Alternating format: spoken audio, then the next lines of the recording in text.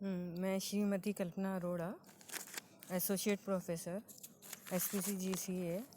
आज हम BSc part second में सेकंड पेपर के IR स्पेक्ट्रोस्कोपी के अंतर्गत इंट्रो जनरल देखेंगे कि IR स्पेक्ट्रोस्कोपी क्या होती है और IR स्पेक्ट्रोस क्या होता है। जैसा कि हम देख चुके हैं कि इलेक्ट्रोमैग्नेटिक रेडिएशंस जो है विभिन्न विकिरणों की बनी हुई होती हैं, जिसमें microwave, radio wave, IR, visible, UV, x-ray, gamma ray वगैरह होती हैं। तो किसी भी पदार्थ द्वारा जब IR रीजन से लाइट का एब्जॉर्प्शन किया जाता है तो उससे जो स्पेक्ट्रा प्राप्त होगा वह IR स्पेक्ट्रा कहलाता है। क्योंकि IR रीजन की एनर्जी UV से कम होती है, जैसा कि हम पहले देख चुके हैं। तो UV के अंतर्गत हमने देखा था, जब किसी भी पदार्थ द्वारा UV लाइट का एब्जॉर्प्शन किया जाता है तो वहाँ पे इलेक्ट्रॉन का ट्रांजिशन होता है, परंतु IR रेडिएशंस की एनर्जी जो है वह UV से कम होती है। तो उस अवस्था में उसमें इलेक्ट्रॉन का ट्रांजिशन तो नहीं हो पाता है, परंतु वहाँ पे कंपन संभव होते हैं। अणु जिसमें बहुत सारे परमाणु होते हैं, उसमें बहुत सारे बंध जो हैं वो पाए जाते हैं। तो किसी भी पदार्थ द्वारा या कंपाउंड द्वारा जब IR रेडिएशंस का एब्जॉर्प्शन किया जाता है तो यौगिक में कई प्रकार के कंपन होते हैं। कंपन से तात्पर्य अणु में परमाणु के मध्य बंध लंबाई में परिवर्तन अथवा बंध कोण के मान में परिवर्तन होता है, तथा वाइब्रेशनल लेवल जो होते हैं उनके मध्य इलेक्ट्रॉन का ट्रांजिशन होता है और उससे हमको स्पेक्ट्रा प्राप्त होते हैं। तो जैसा कि हम जानते हैं, अणु में बहुत प्रकार के बंध पाए जाते हैं। प्रत्येक बंध अलग अलग टाइप का होता है। कोई सिंगल होगा, कोई डबल होगा, कोई CC होगा, कोई CH होगा, CONH। तो विभिन्न प्रकार के बंध जो होते हैं उनमें कंपन भी अलग अलग प्रकार से प्राप्त होगा।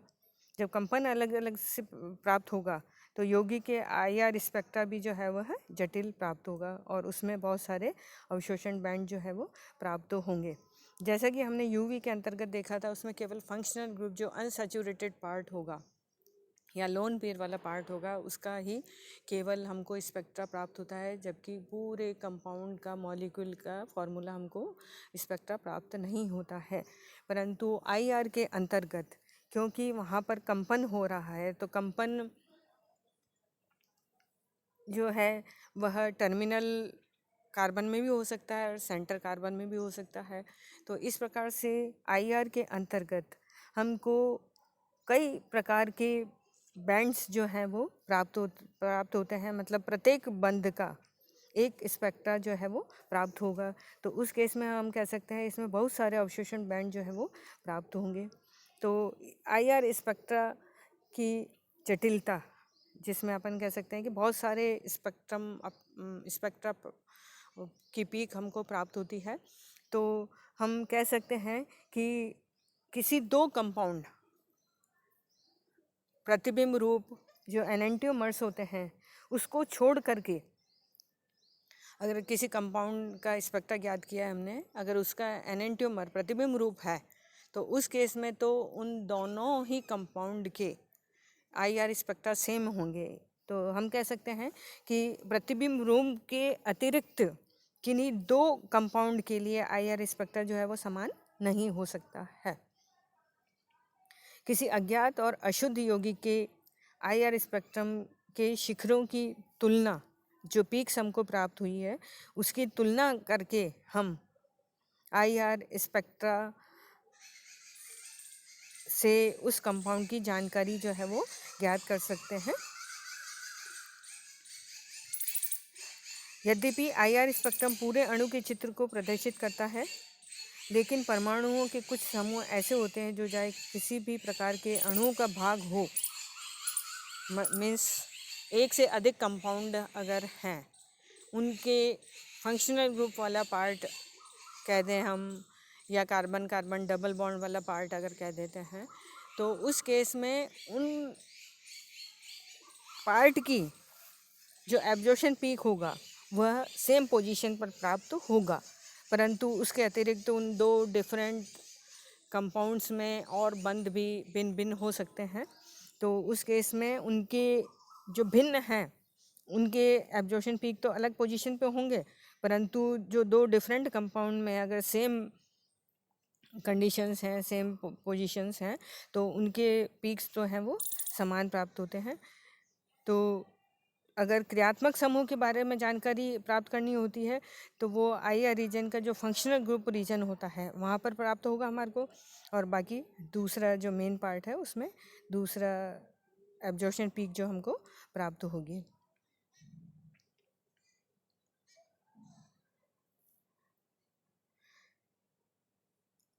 जैसा कि हम ऊपर बता चुके हैं, आईआर क्षेत्र में विकिरणों का तरंग दैर्ध्य बहुत उच्च होता है। एनर्जी कम है परंतु वेवलेंथ जो है वह उच्च होती है, अतः इसे यूवी विकिरणों में जैसे एनएम में प्रदर्शित करते हैं, परंतु यहाँ पे हम इसको माइक्रोमीटर के रूप में प्रदर्शित किया जाता है। 1 माइक्रोमीटर जो है वो 10⁻³ एनएम के बराबर होता है। विद्युत चुंबकीय विकिरणों में 800 से 2000 एनएम तक का क्षेत्र जो होता है,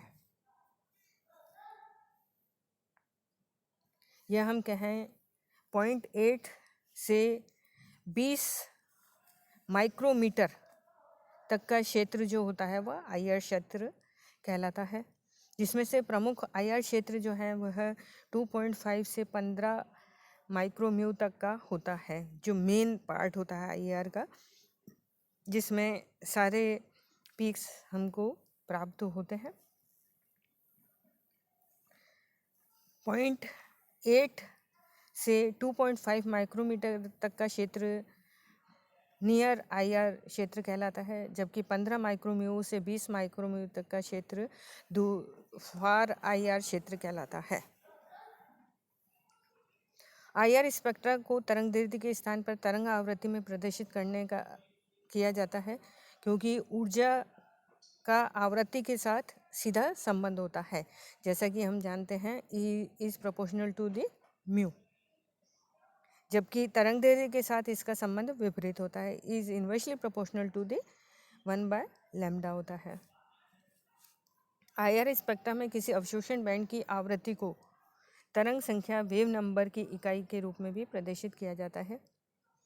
किसी अवशोषण बैंड की तरंग दैर्ध्य माइक्रोमीटर तथा तरंग संख्या वेव नंबर को पर सेंटीमीटर में व्यक्त किया जाता है। उनमें परस्पर संबंध जो है वो इस प्रकार से है, mu bar equal to 10⁻⁴ divided by lambda होता है।